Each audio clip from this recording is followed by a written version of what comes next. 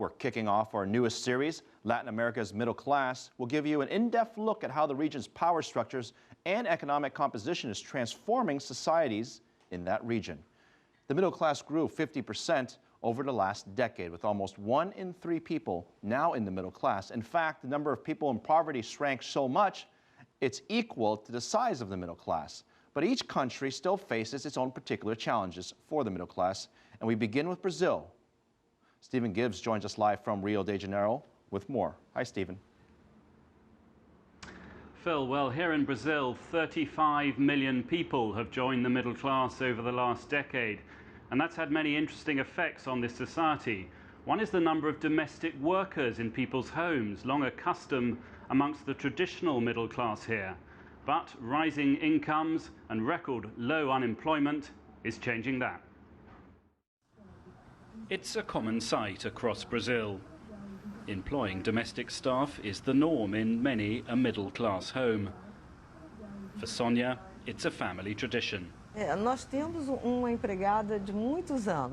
have had a maid for many years, almost 30 years with the family. She used to work with my uncles for a long time.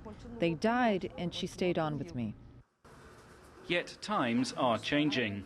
In this apartment, like most of its era, there is a maid's bedroom. But Sonia's maid now has her own home, so doesn't sleep here. Does that worry the boss? Things are much simpler these days in houses. Almost none have silver to polish. Almost all have washing machines. And there is another issue. For generations, all the female members of Neusa's family have been maids. She, however, has different ambitions for her daughter. I don't want her to be a maid. I want her to study, to go to university, to find a job. She is a very beautiful person, so she could find a better job. Some see that as one sign of how this country is slowly changing. In the last decade, millions of Brazilians have been lifted out of poverty. And one consequence of that is that domestic staff can charge more and are harder to find. Sociologist Sara Teles says that, nevertheless, Brazil has a very long way to go before it can really claim to be a more equal society. I would say there's a Brazilian working class whose life has improved a little, who earn a bit more in a more decent, dignified way. But this is not a middle class. Middle class, their children have access to good schools, they have money to travel, they can study, they have access to culture, they have health insurance. And this is not happening. In this house, both the landlady and her maid say that they are members of Brazil's middle class, but their lives do still seem far apart. Stephan Gibbs. Well, here in Brazil, if you earn more than $500 a month, the Brazilian government categorizes you as middle class.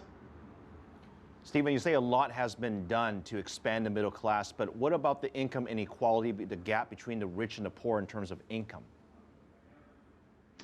Well, that's narrowed a bit, but it hasn't narrowed as much as one might expect, given the other changes overall in the Brazilian economy. Around 1% of the richest Brazilians own 13% of the wealth of this country, so quite a lot to go there. Really, the development of this country, it is, of course, you have to remember, a huge country, has been a bit patchy. One interesting point from the domestic staff point of view is that in the northeast of the country, where traditionally maids, etc., have come from, that has been experiencing a mini boom, and that is very much reflected in the cities here in Rio and in Sao Paulo, where the traditional middle class find that the staff don't want to leave that area. They'd rather seek employment where they originally come from.